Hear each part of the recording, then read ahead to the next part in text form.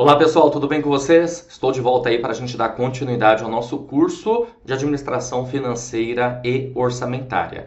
Bom, dessa vez o nosso papo vai ser a respeito do plano plurianual, de uma maneira mais detalhada. Ou seja, entenderemos como que funciona, né, o plano plurianual, quais são as definições, conceitos, para que ele serve e entre outras informações, obviamente, que são importantes para que você possa entender a respeito do tema abordado nesse vídeo, nessa aula, tá certo?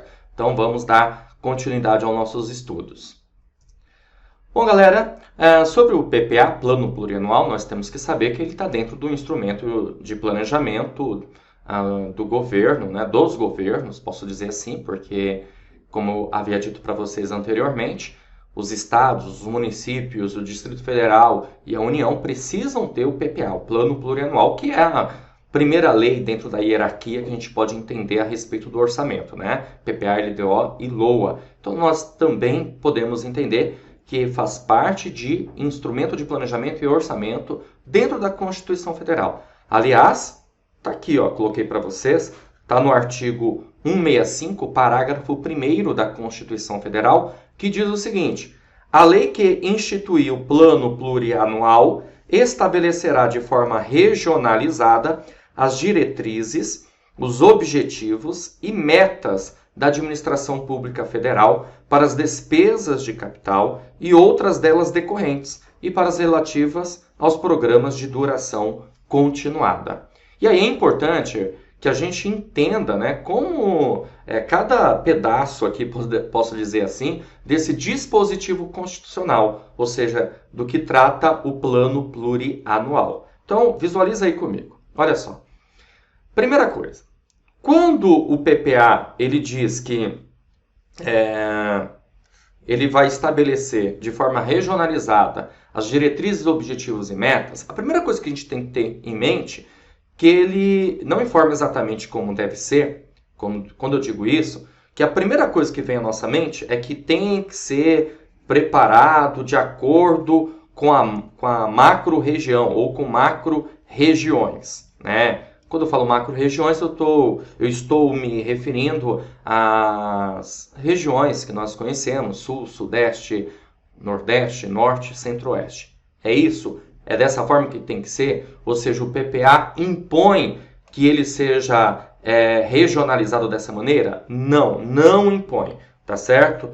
Na verdade, o que a gente pode entender a respeito disso é que essa regionalização vai levar em consideração critério populacional.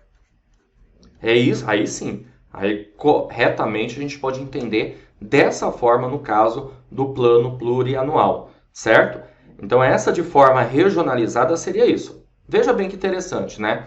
O governo, na hora que ele cria ali, monta ali o seu projeto, né, o PPA, ele pode dizer assim, ó, vamos tratar de uma determinada situação na região do Cerrado, exemplo, do semiárido da Bahia, da região litorânea, da Mata Atlântica, ou seja, não necessariamente, como eu falei, volto a repetir, não necessariamente tem que ser pelas macro-regiões, certo? Não necessariamente. Então, essa regionalização aqui vai levar, claro, em consideração critério populacional. Agora, para cada PPA, tem lá a sua necessidade de regionalização aí dos planos, dos projetos, dos programas do governo. Ficou claro isso para você? Então tá bom, vamos dar continuidade. Bom, o PPA ele estabelecerá de forma regionalizada as diretrizes, os objetivos e as metas. A gente costuma chamar isso aqui de DOM, né? Diretrizes, objetivos e metas. As diretrizes nos mostra qual é o caminho a ser seguido, ou seja, qual é a direção. E isso nós observamos no PPA por meio de programas, certo? Programas, projetos do governo. Programas na área da... Só alguns exemplos, tá, gente? Ó, na área da educação, da segurança pública, certo? Programas na área da saúde, e assim vai. Ou seja, nós vamos ter diretrizes relacionadas aos programas temáticos, aos programas por assunto, que são, obviamente, necessários aí para o bom andamento, né, da gestão pública e de todo o aparato administrativo, certo? Então, nós vamos ter essas diretrizes. A partir do momento que se tem diretrizes, consequentemente, é preciso também definir objetivos. Objetivo é aquilo que se pretende alcançar, aquilo que é desejável, tá certo? E esses objetivos, que são importantes na administração pública, significa dizer o seguinte, tá? Que, exemplo, né? A administração pública vai falar assim, ó, nós temos como objetivo na área da educação, como um programa aí de governo, diminuir o analfabetismo. Então, isso é um objetivo.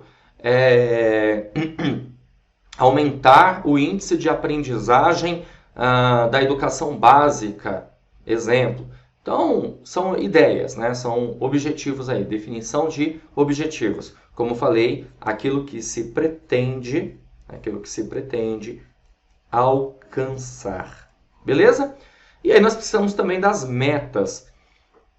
Meta também é algo que se pretende alcançar. Mas qual a diferença de objetivo para meta? É que a meta, ela é a quantificação do objetivo.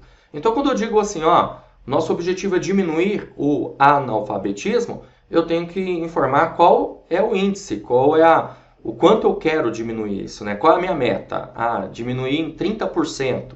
Então, eu vou quantificar o objetivo. Então, meta a gente pode entender como uma ideia de quantificação, certo? Quantificação ou qualificação do objetivo. Então, a gente tem as diretrizes, os objetivos e as metas que fazem parte do plano plurianual.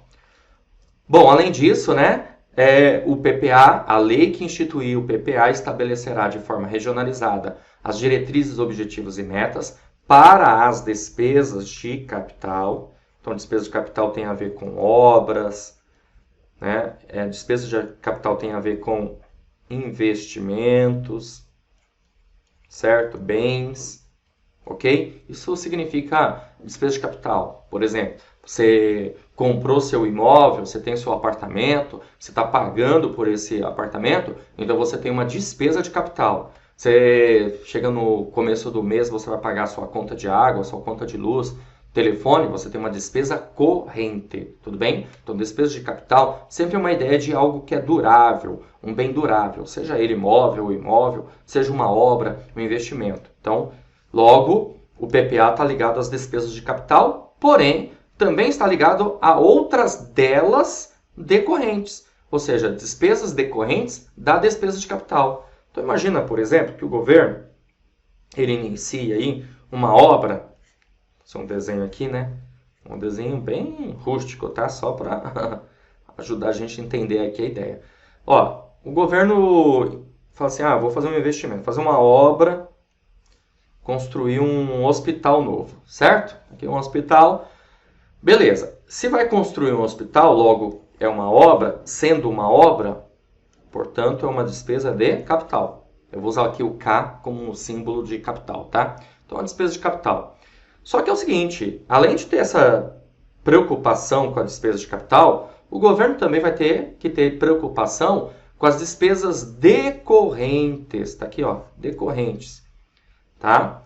As despesas decorrentes. Essas despesas decorrentes, você vai pensar aqui no quê? Na manutenção desse hospital, no pagamento de salários para funcionários, na conta de água, luz, telefone, ou seja, as despesas chamadas também despesas de custeio ou despesas correntes, certo? Despesas correntes. Então, ó, se preocupa então com as despesas de capital e outras delas decorrentes. Caminhando, vamos lá. E também para as relativas aqui, né? Ele quer dizer despesas relativas de duração continuada. Ou seja, despesas que, inclusive, vão até além de um plano plurianual, que faz parte de programas aí setoriais, regionais ou nacionais. Exemplo, você tem aí o Bolsa Família. O Bolsa Família é um programa de governo muito interessante, que tem a ver com uma função do orçamento chamada função distributiva, certo? Em repassar renda para uma determinada fatia da população, com o intuito aí de reduzir redução das desigualdades sociais, podemos entender dessa forma. E é um programa de duração continuada, é um programa que ele tem, na verdade, ele até ultrapassa o PPA, né? Entendeu? Então, logo, ele vai dar continuidade, ele é contínuo, ele é permanente. Então, claro que no PPA é preciso também ter esses programas, né? Como estabelece, então, os objetivos, as metas desses programas de duração continuada, ok? Vamos lá, continuando. Artigo 65, parágrafo 4º, é interessante para a gente, e já foi tema de prova da banca CESP. Diz assim, ó, os planos e programas nacionais, regionais e setoriais previstos nesta Constituição serão elaborados em consonância com o plano plurianual e apreciados pelo Congresso Nacional. Então você vê que interessante, né? O governo não tem só o PPA, plano plurianual. Ele também tem planos e programas, sejam esses nacionais, regionais e setoriais, né? Ultimamente a gente está escutando muito planos, programas para combate à corrupção, anticrime, né? Armamento e uma série de outras situações. Todos esses planos precisam estar em consonância com o PPA. Em consonância com o PPA. É interessante isso, que a banca CESP, em uma determinada questão, ela colocou assim, que o PPA deveria estar em consonância com os planos, programas nacionais, regionais e setoriais. Na verdade, é o contrário. Os planos precisam estar em consonância com o PPA. O que isso significa? Significa dizer que o PPA, nessa situação, ele está numa hierarquia superior, ou seja, ele é mais importante. Apesar de ser de acontecer de 4 em 4 anos, ele é mais importante do que os planos e programas nacionais setoriais que precisam estar em consonância com o PPA. Por quê? Porque o PPA ele que vai trazer informações a respeito das receitas, das despesas aí do quadriênio, do próximo quadriênio, dos próximos 4 anos, né? Então, se esses planos, programas regionais setoriais não estiverem em consonância com o PPA, vai ficar difícil você conseguir alcançar os objetivos, as metas e assim por diante, tá? Então, interessante esse artigo aqui, esse dispositivo, para bem da verdade, artigo 165, parágrafo 4º, para que você possa visualizar ele e, claro, né, quando for o momento certo, a gente vai resolver a questão e aí vai ter questões aí relacionadas a esse tema aqui também. Caminhando, artigo 167, parágrafo 1º. É outro artigo, é outro dispositivo, melhor dizendo, que é muito mencionado em provas de concursos, ou seja, é recorrente. Olha só o que ele diz. Ele diz assim, ó, nenhum investimento cuja execução ultrapasse um exercício financeiro poderá ser iniciado sem prévia inclusão no PPA ou sem lei que autorize a inclusão sob pena de crime de responsabilidade. Vamos entender melhor isso aqui. O que ele quer dizer com isso? Galera, é o seguinte. No caso aqui, acontece que... Vamos visualizar uma situação, né? Ó, nós temos o PPA, certo? O PPA ele tem validade aí de 4 anos, ok? Vamos imaginar aí o próximo PPA nosso vai ser o PPA 2020-2023, ok? Isso significa que esse PPA 2020-2023 ele foi elaborado em 2019. 2019 foi elaborado e aí em 2020-2023, estou aqui, claro, levando em consideração o governo federal e estaduais, tá bom? Ele foi elaborado em 2019.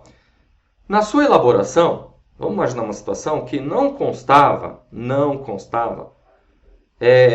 obras, uma obra X aqui, vamos colocar aqui um novo hospital no Distrito Federal, que precisaria de 2 anos para ser construído, certo?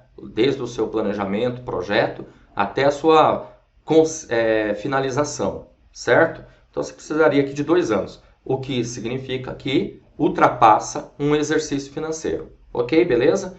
Não constava no PPA 2019.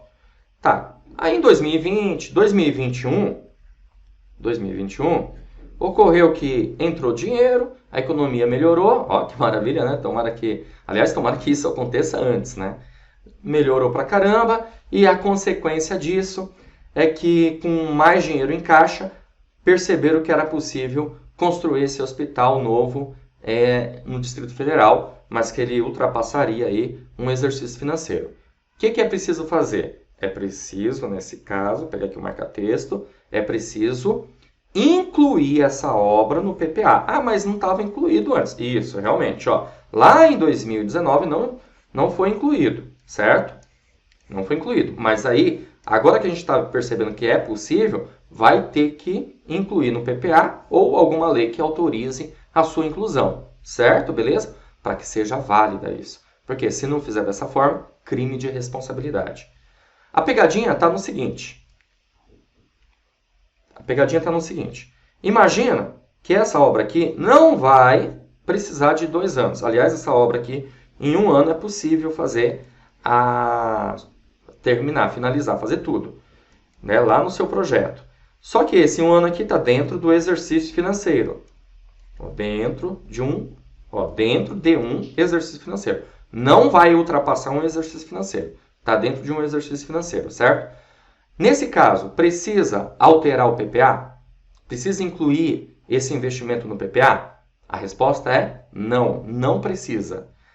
Pô, mas isso aí não vai ficar em lugar nenhum? Vai ter que constar. Essa obra aqui, no caso, vai ter que constar na LOA, na Lei Orçamentária Anual. Por quê, gente?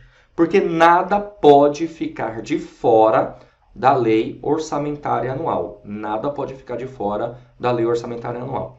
Então, se o investimento estiver limitado a um exercício financeiro, basta a inclusão na LOA, na Lei Orçamentária Anual. Não precisa de inclusão no PPA, no Plano Plurianual. Beleza? Então, bora caminhar.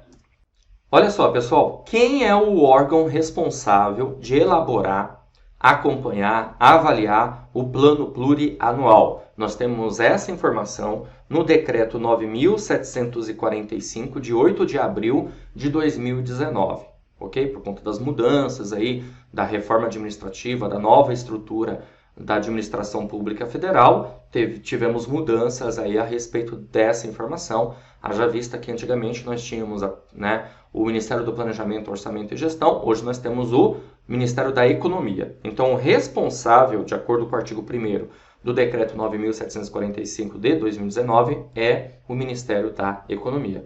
Ministério da Economia, artigo 1º, órgão da administração pública federal direta, tem como área de competência os seguintes assuntos. Tem várias competências, obviamente, o Ministério da Economia, mas aqui, é claro, eu estou trazendo para você aqui somente o que é importante para a gente, pertinente para a gente nesse momento. Está aqui, ó, no inciso 15 do artigo 1º do Decreto 9.745. Elaboração, acompanhamento e avaliação do Plano Plurianual de investimentos e orçamentos anuais. Então, ó, tá vendo? Elaboração, acompanhamento e avaliação do Plano Plurianual é uma das preocupações do Ministério da Economia.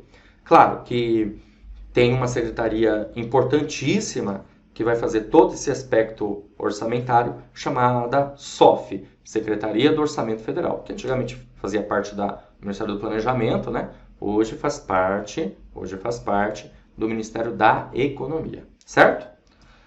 Vamos lá, eu trouxe aqui para vocês, inclusive, para você visualizar isso comigo, a página, né? O site, a página do Ministério da Economia, que trata a respeito do assunto, né? Olha que legal, ó. economia.gov.br, você pode entrar lá e visualizar. Aqui eu puxei, inclusive, esse link, né? O Ministério da Economia começa a elaboração do PPA 2020 e 2023. Então tá aqui, ó, Ministério da Economia, O Ministério da Economia começa a elaboração do PPA 2020-2023. Documento com as prioridades e rumos pretendidos para o país deve ser entregue ao Congresso até 31 de agosto. Você deve se recordar, né, que nós tratamos disso em aula anterior sobre o prazo de encaminhamento e o prazo de devolução. Encaminhamento, lembrando, o Poder Executivo encaminha para o Poder Legislativo, devolução, o Poder Legislativo devolve para o Poder Executivo. Continuando, ó, isso aqui também é tudo dessa mesma página, ok? Coloquei aqui porque nos ajuda a entender um pouco mais a respeito do PPA. O Ministério da Economia iniciou formalmente, por meio de sua Secretaria de Avaliação de Políticas Públicas, Planejamento, Energia e Loteria, SECAP. Existe uma secretaria chamada de Avaliação de Políticas Públicas, de Planejamento, Energia e Loteria. Ou seja, é uma secretaria bem extensa, né? Ela abrange aqui políticas públicas, abrange planejamento, que tem a ver com a matéria que nós estamos tratando, tem a ver com energia, trata de energia, aliás, e trata também de loteria. As atividades para a elaboração do Plano Plurianual da União do período 2020-2023. A metodologia proposta inova ao simplificar a estrutura do planejamento Plano Plurianual. Ou seja, a ideia é simplificar a estrutura do planejamento. Que é uma tendência, na verdade, né? Desde a era do Fernando Henrique Cardoso, a partir da reforma administrativa que ele fez, que passamos a ter uma administração pública gerencial, o intuito é ser menos burocrático e trabalhar com mais resultados, ou seja, dar ênfase aos resultados. Estimulando a ação pública, ou seja, a participação, né, da população por resultados, fortalecendo o realismo fiscal, integrando o ciclo orçamentário anual composto do planejamento, execução orçamentária e financeira e avaliação. O processo teve início pela elaboração do Manual Técnico do Plano Plurianual do Governo Federal. Trata-se de um guia prático que contém noções, diretrizes, técnicas, definições metodológicas e orientações. O manual está em processo final de revisão e editoração para ser disponibilizado no sítio do Ministério da Economia. Então, assim que tiver esse manual, inclusive, galera, eu vou trazer os principais tópicos dele, né, que é importante para a gente. Haja vista, pode ser tema de prova futura, ok? Também foi realizada nos dias 27 e 28 de março de 2019, me refiro aqui, a primeira oficina para apresentação da metodologia de elaboração do PPA 2020-2023. O evento contou com aproximadamente 130 participantes, majoritariamente representantes das subsecretarias de Planejamento, Orçamento e Administração, ou setoriais do planejamento dos ministérios, que é justamente a galerinha que vai se preocupar na parte de elaboração, né, de criação. Ao longo de abril serão realizadas oficinas setoriais com cada ministério, também relacionadas ao processo de elaboração do plano. Está previsto ainda um curso de modalidade de ensino à distância, a ser disponibilizado pela ENAP até o início de maio. Inclusive, esse curso à distância aqui, ele já está disponibilizado. Ele já está disponibilizado no site da ENAP. Esse curso, ele é um curso específico para a galera que vai trabalhar em prol da elaboração do PPA, viu? Para a galera que está trabalhando em prol disso, ou seja, o pessoal aí, servidores, né, da Secretaria de Planejamento, Orçamento, essa coisa toda, ok? Vamos lá, continuando. Prioridades. O PPA é um documento oficial que o governo tem a obrigação de encaminhar ao Congresso até 31 de agosto do primeiro ano de gestão e que define as prioridades e os rumos pretendidos para o país. Com a capacidade financeira do país, como a capacidade financeira do país é limitada e insuficiente, para concretizar todas as aspirações setoriais simultaneamente, é preciso fazer escolhas. Assim, por meio do planejamento, o governo decide, em resposta às demandas da sociedade, quais políticas públicas serão implementadas para enfrentar problemas e aproveitar oportunidades. Na gestão governamental iniciada neste ano, foi editado o Decreto 9.679, que atribui ao Ministério da Economia, por meio do SECAP, a responsabilidade pela condução da proposta do PPA 2020-2023, que a gente viu aqui, que na verdade, deixa eu só voltar aqui uma coisa rápida, Decreto 9.745. Esse decreto que está aqui, que eu tirei esse texto, viu, gente? Ó, só deixar claro, tá? Eu tirei esse texto lá do Ministério da Economia, eles não atualizaram ainda. Esse decreto aqui já foi revogado, que ele é de janeiro, e o decreto novo é justamente o decreto que eu acabei de trabalhar com você agora há pouco, né? Ó, esse aqui, ó, o decreto 9.745, certo? Então, o decreto que está no site foi revogado e o que a gente tem atualmente é esse. Bom, deixa eu voltar lá onde eu parei. Aqui. Esse trabalho vem sendo feito em conjunto com a Secretaria de Orçamento Federal, com a Secretaria de Gestão, com contribuições do Tribunal de Contas da União, com a Controladoria Geral da União e da Secretaria do Tesouro Nacional. Então, você vê que é um trabalho bem grande, né? Gigantesco, podemos dizer assim. Vários órgãos, vários departamentos, aí, setores, atuando no intuito de ter o melhor PPA possível. E é real isso, né? Desde a ideia da Constituição Federal de 88 a respeito do PPA, o PPA ele vem se modernizando, vem melhorando aí ao longo do tempo, a cada ciclo, ok? Continuando, a Lei 13.249 de 2015, pessoal, é a lei que trata do PPA 2016-2019, que inclusive eu estou deixando aí o PDF dessa lei na íntegra para você, né, baixar e fazer leitura, que é interessante, tá? Não é um tema que normalmente cai em prova de concurso, mas é interessante ter uma ideia da lei do PPA. Assim que nós tivermos aí a nova lei do PPA, que vai ser PPA 2020-2023, consequentemente eu colocarei aqui para vocês também, disponibilizarei o material para vocês, tá? Mas eu trouxe aqui o artigo 5º. Eu não trouxe os outros artigos porque eu não vejo tanta necessidade nesse momento. Até porque nós estamos aí em vias, né, de ter um novo PPA. O PPA 2016-2019 reflete as políticas públicas e orienta a atuação governamental por meio de programas temáticos e de gestão, manutenção e serviços ao Estado, assim definidos: programa temático e programa de gestão, manutenção e serviços ao Estado. Então a gente tem dois tipos, né?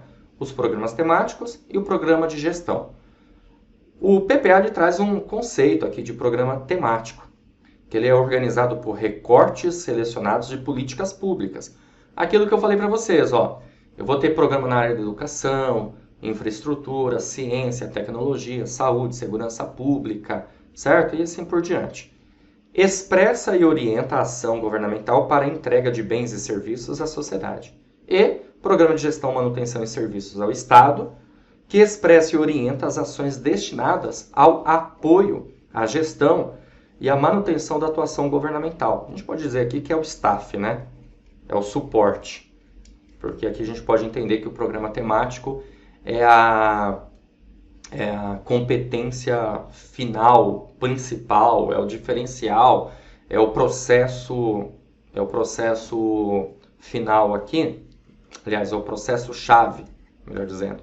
Processo-chave, tá? Processo-chave, o processo principal, processo de negócio, certo? E programa de gestão, manutenção e serviço é o staff, processo de apoio. Continuando, o PPA 2016-2019 vem sendo aperfeiçoado. Aí você vai ter aqui o relatório de avaliação do PPA, projeto de revisão do cadastro de indicadores, alinhamentos com outros objetivos aí, com outros conceitos, né, de desenvolvimento sustentável, inclusive, participação da sociedade, do cidadão, ok?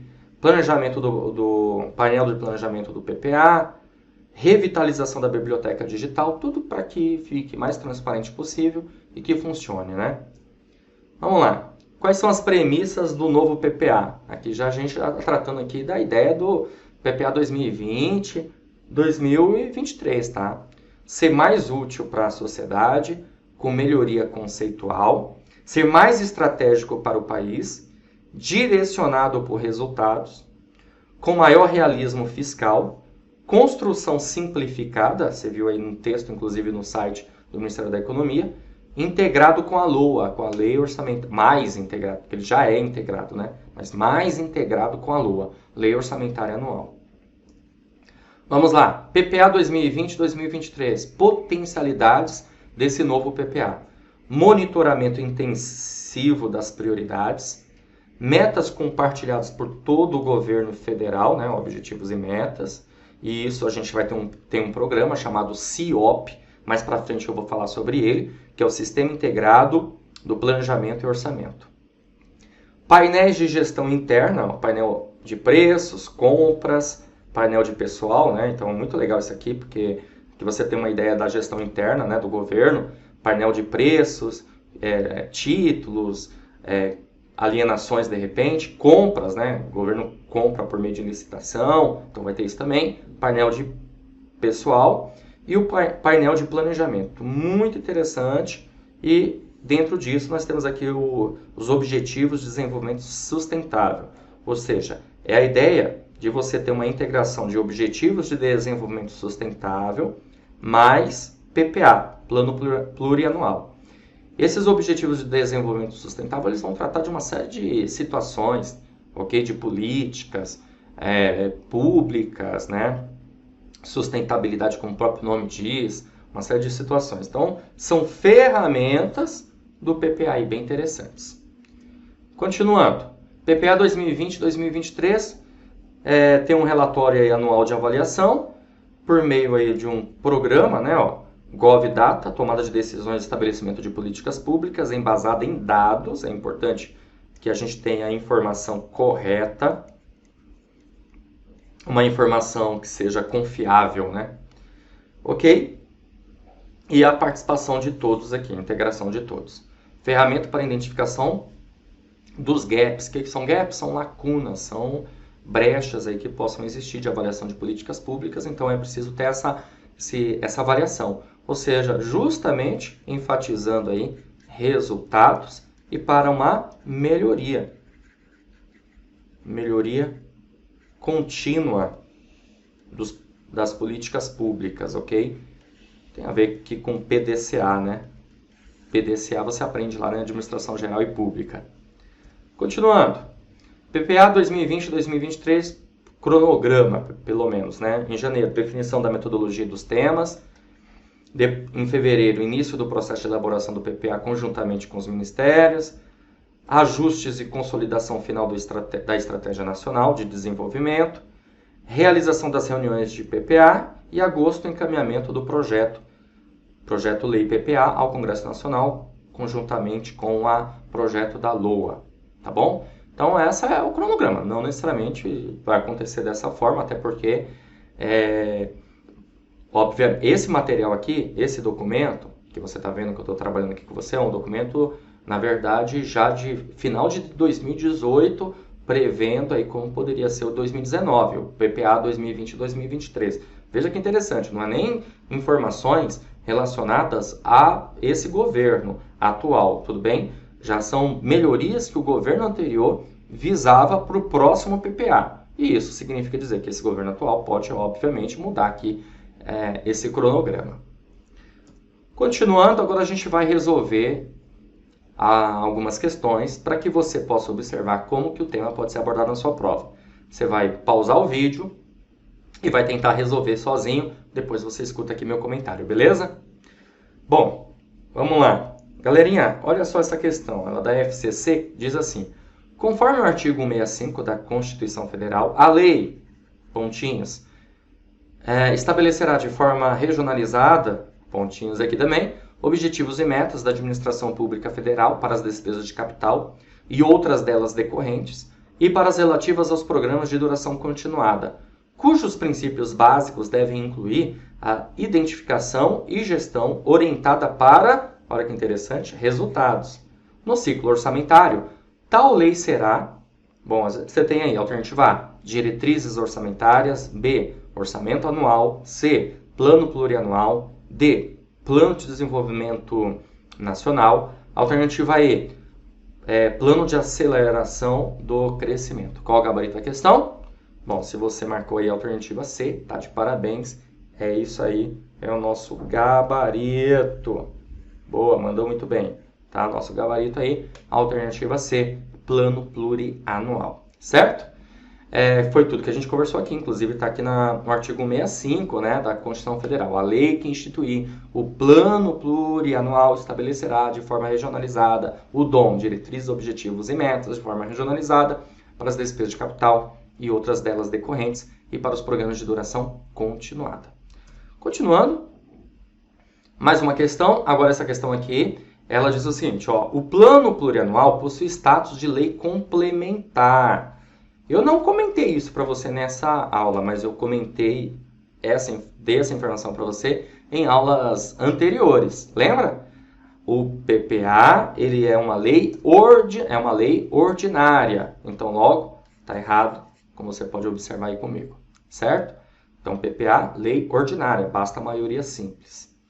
Vamos lá, continuando. Mais uma questãozinha aí, questão CESP, caiu no concurso TRT da 10ª região, que é Distrito Federal e Tocantins, 2013. E a questão diz assim, ó, considerando que, entre outros instrumentos, a integração entre o planejamento e orçamento no Brasil se serve do tripé composto do plano plurianual, pela lei de diretrizes orçamentárias e pela lei orçamentária anual, julgue os itens seguintes. Em virtude das fortes diferenças regionais existentes no país, a Constituição Federal impôs a regionalização do PPA com base na divisão tradicional das 5 regiões brasileiras. Certo ou errado? A questão, o item está errado. Por quê? Porque quando ele está se referindo aqui às 5 regiões brasileiras, está se referindo a Sul, Sudeste, Norte, Nordeste e Centro-Oeste. E impôs que seja dessa forma? Lembra? Não impôs que seja dessa forma. Então, por isso que esse item aqui está errado. Beleza? É isso aí, galera. Eu vou ficando por aqui. A gente se vê numa próxima oportunidade para dar continuidade aos nossos estudos. Valeu! Olá! Você acaba de assistir a uma aula ou uma parte das muitas aulas que nós temos aqui no nosso curso online preparatório Gabaritando Câmara Municipal de São Francisco do Sul, seja para assistente legislativo, administrativo, analista. Bom, se você chegou até aqui é porque gostou, não é verdade? Então continua, porque eu tenho um recado importante para te passar. Nós do Vencendo Concursos montamos o curso online Gabaritando Câmara de São Francisco do Sul, de Santa Catarina.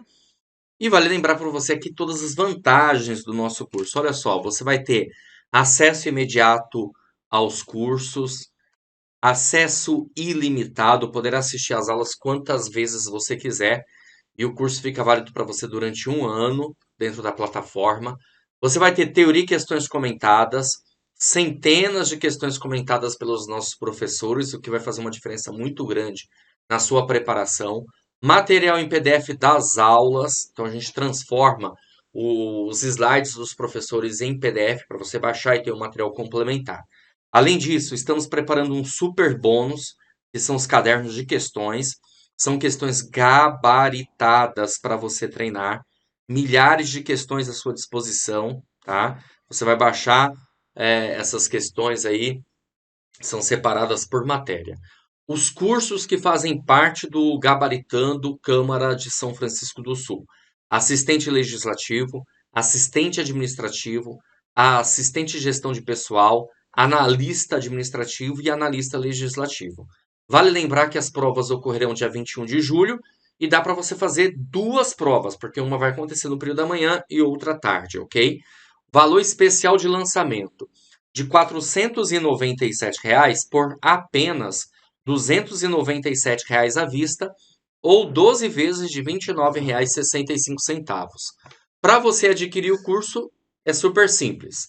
Abaixo do vídeo, na barra de descrição ou na barra de comentários, vai ter um link.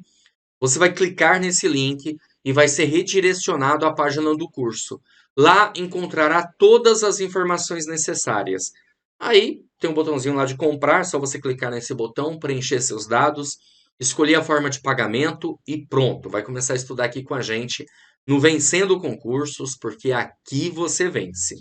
Caso você tenha alguma dúvida, lá na página do curso tem um chat online. Só se você digitar que um dos nossos consultores vai te atender e vai sanar todas elas. Ou você também pode chamar na central de atendimento WhatsApp. Tá aí o número 11 97465 6052, ok? Bom, é isso. Vou ficando por aqui. Um grande abraço para vocês. Tô te aguardando dentro da plataforma, hein? Então, ó, já faz assim, ó, clica no link aí abaixo, na descrição do vídeo e inicia a sua preparação. Valeu, muito obrigado e até a próxima.